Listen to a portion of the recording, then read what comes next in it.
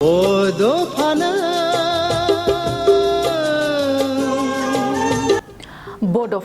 जायखौ जों बयबो गाबज्रियो बुङो बड'फा उपेन्द्रनाथ ब्रह्म नंगौ बड'फा उपेन्द्रनाथ ब्रह्मनि जोनोम साना खाथियावनो फैगासिनो फैगौ 3 मार्चआव दुलाराय बर' फरायसा आफाद आरो बर' हारिया गाजा गोमजायै फालिगोन बड'फा उपेन्द्रनाथ ब्रह्मनि जोनोम सान जर'खायै फैगौ 31 मार्चआव फालिनो लानाय बड'फा उपेन्द्रनाथ ब्रह्मनि जोनोम साननि थाखाय बे समनिफ्रायनो क'क्राझार दतमानि थुलुंगाफुरियाव आबुङै लाहार फाहार जादों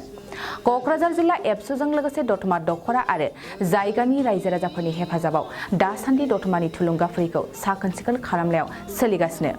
मख'नो गोनांदि दतमानि थुलुंगाफुरियाव फैगौ 31 मार्चआव फालिनो लानाय बड'फा उपेन्द्रनाथ ब्रह्मनि जोनोम साननि हाबाफारियाव गासै रायजो राजाफोरखौ बाहागो लाफैनो एबसुआ खावलायहरदों।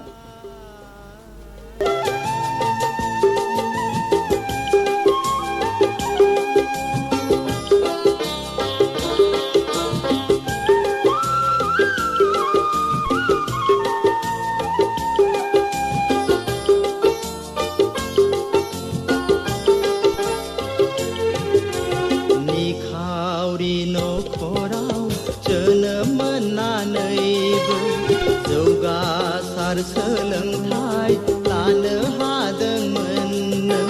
हायोमोन सोरजिनो गावनिल' गंसे गोजोन देरा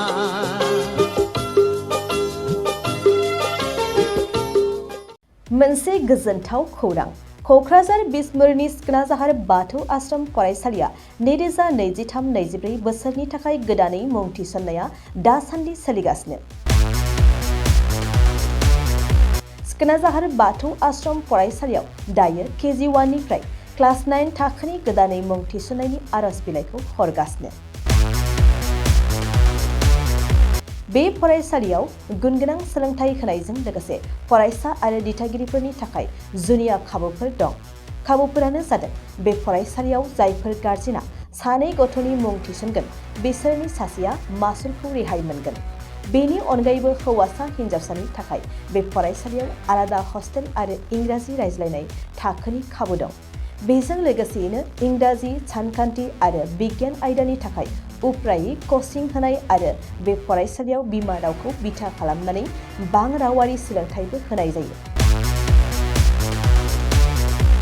नोंथांमोना बे फरायसालियाव मुं थिसन्नोब्ला नैबे मबाइल नम्बर 9678235771 आव नङाब्ला फरायसालियाव थांनानै खौरां लाहैनो हागोन।